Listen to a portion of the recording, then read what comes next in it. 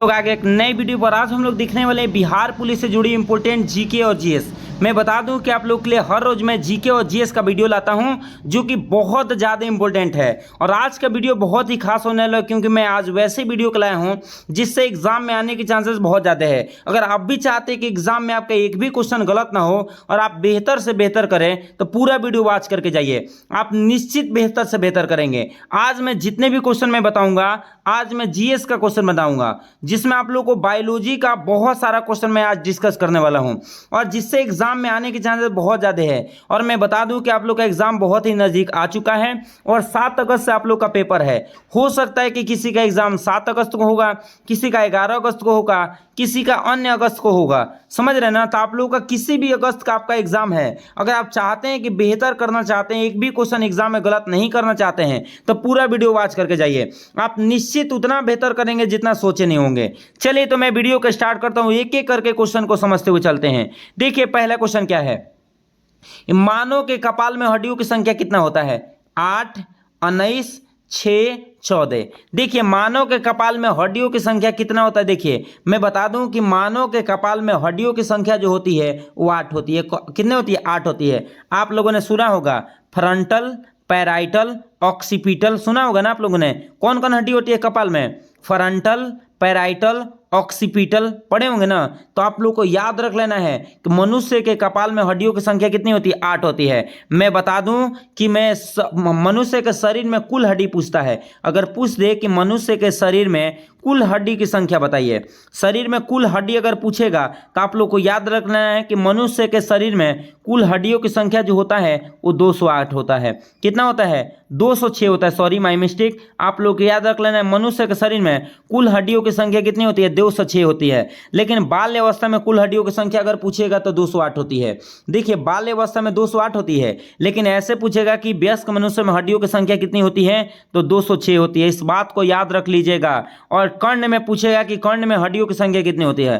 कर्ण मतलब बोलते हैं कान, कान में हड्डियों की संख्या पूछता है तो आप लोग को याद रख लेना 6। मैलियस, इक्नस और क्या होता है? स्टेपिज। मैलियस, इक्नस और स्टेपिज होती है कान की हड्डी होती है। एक कान में 3 हड्डी होती है तो 2 कान में कितनी हड्डी होती है? 6। और एक कान में जैसे मैलियस, इक्नस और क्या बता रहे हैं? स्टेपिज, वो तीनों हड्डी है। मैं आप लोगों को बता देता हूं कि हमारे शरीर की सबसे छोटी हड्डी अगर पूछेगा तो है स्टेपिज। कौन है? स्टेपिज है।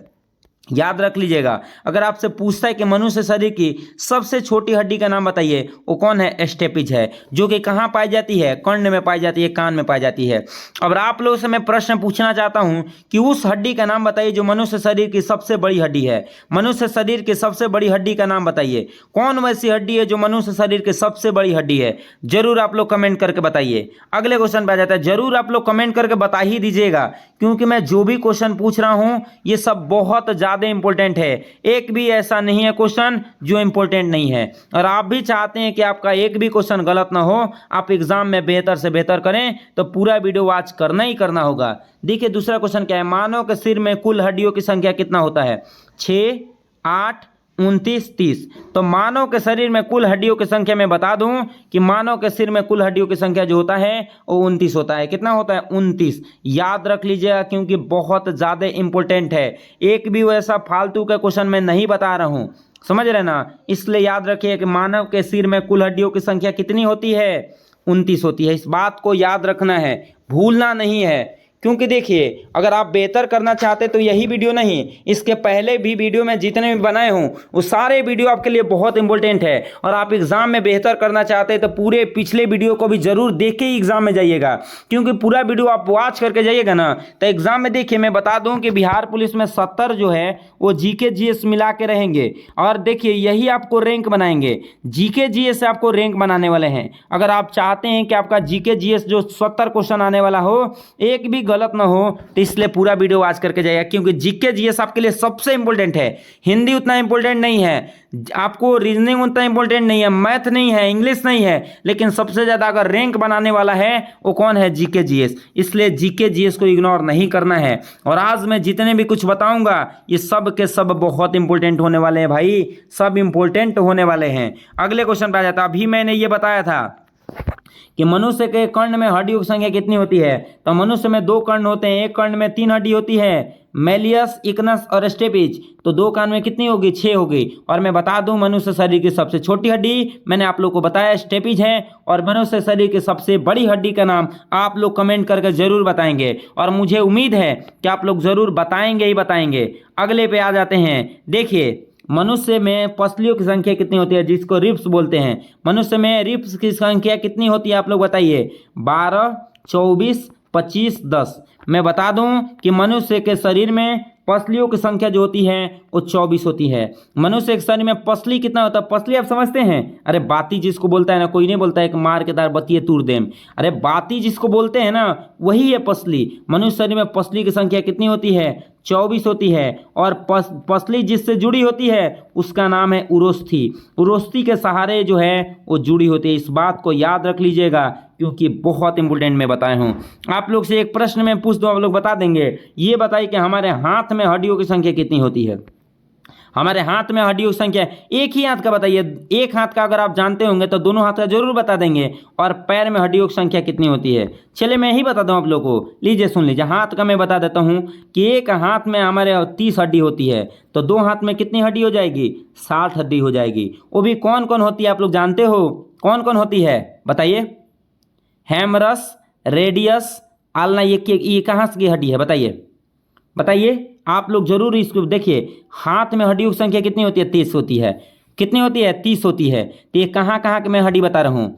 Méliès humerus, radius, ulna, carpal, metacarpal, phalanges. ये कहाँ की हड्डी मैं बता रहा हूँ? पैर का कि हाथ का? आप लोग कमेंट करके बताइएगा। और एक और बता देता हूँ, फीमर, पटेला, टिबिया, फिबुला, टार्सल, मेटाटार्सल, फ्लेंजिज। ये हड्डी कहाँ की है जरूर कमेंट करके आप बताइएगा। अगर पढ़े होंगे तो जरूर कमेंट करेंगे, और नहीं पढ़े होंगे तो नहीं कमेंट करेंगे। देखिए मैं पूछ देता हूँ, पैर में हड्डी की संख्या कितनी है बता दीजिएगा। अब मैंने बता दिया कि हाथ में कितना है? 60। एक हाथ में 30 तो 2 हाथ में कितना? 60। पैर में आपसे पूछ रहा हूँ, आप कमेंट करके बताइए। अगला क्वेश्चन पे आ जाते हैं। ये देख कौन से विटामिन से अस्थियों में सामान्य वृद्धि होती है? Vitamin D, vitamin A, vitamin C सभी।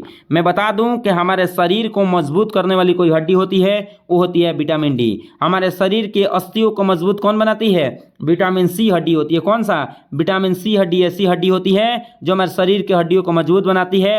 अगर विटामिन ए की कमी हो जाती है तो हम लोग को एक बीमारी हो जाता है जिसका नाम है रिकेट्स।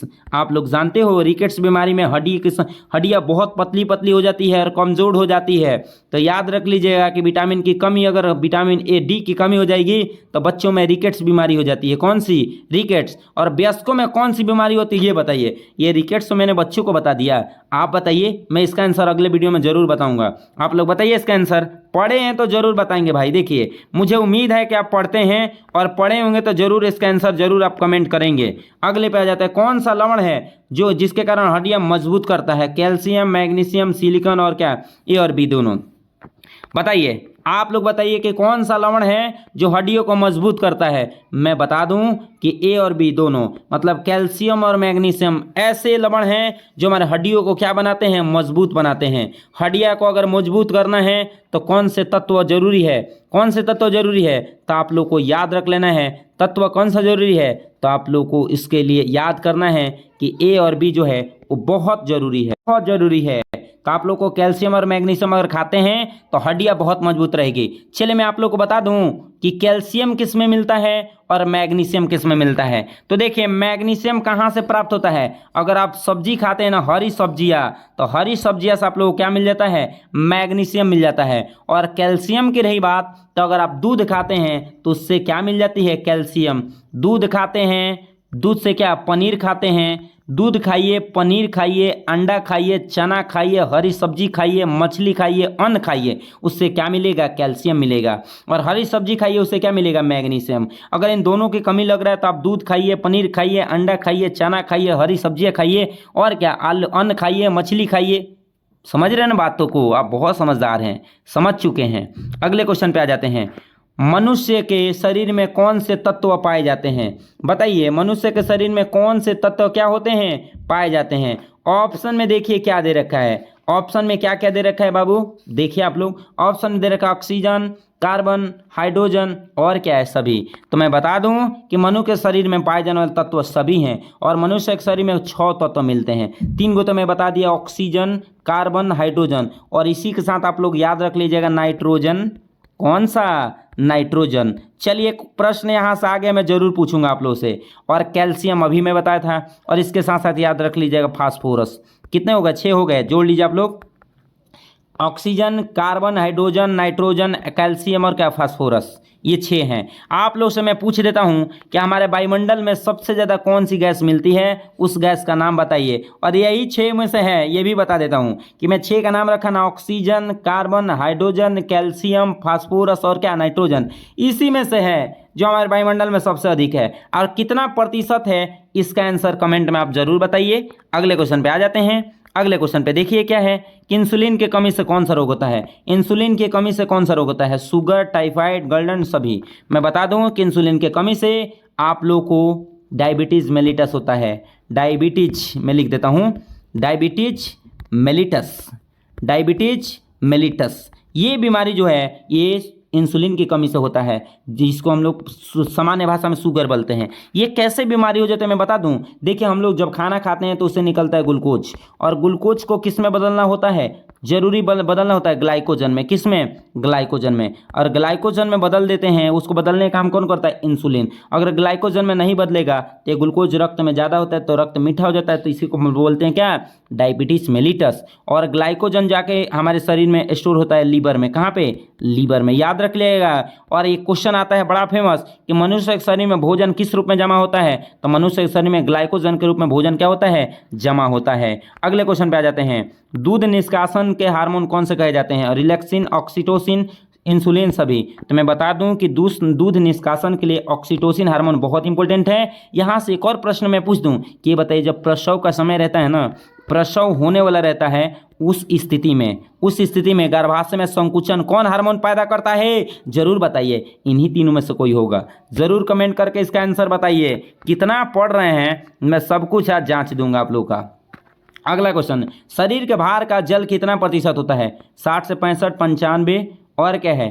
90 से 92 और 50। तो मैं बता दूं कि शरीर के भार का जल जो होता है वो 60 से 65% होता है। चलिए यहाँ भी एक मैं प्रश्न पूछ दूं आप लोग से। ये बताइए प्लाज्मा का नाम सुना है? ब्लड का ही भाग है जिसका नाम है प्लाज्मा।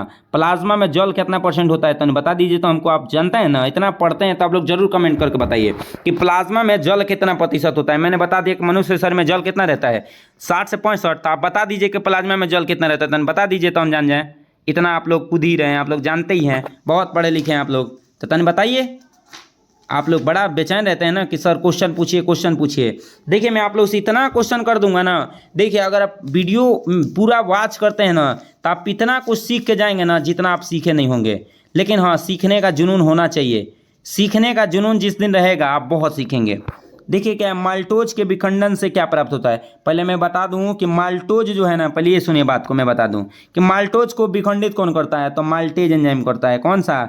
माल्टेज। ये भी नहीं जानते हैं कि ये बताएं माल्टोज एंजाइम को कौन तोड़ता है? माल्टेज। और तोड़ता है माल्टोज को, माल्टेज तोड़ता है ना, किसमें तोड़ता है? यही पूछ रहे हैं ना। तो ये ध्यान रखिएगा कि माल्टोज जब टूटता है तो ग्लूकोज में टूटता है। तो पहला ऑप्शन सही है, ग्लूकोज में टूटता है, याद रख लीजिएगा। आइए बताइए कि ग्लूकोज और गैलेक्टोज किसके टूटने से मिलता है? तो मैं बता दूं लैक्टोज के टूटने से मिलता है। किसके?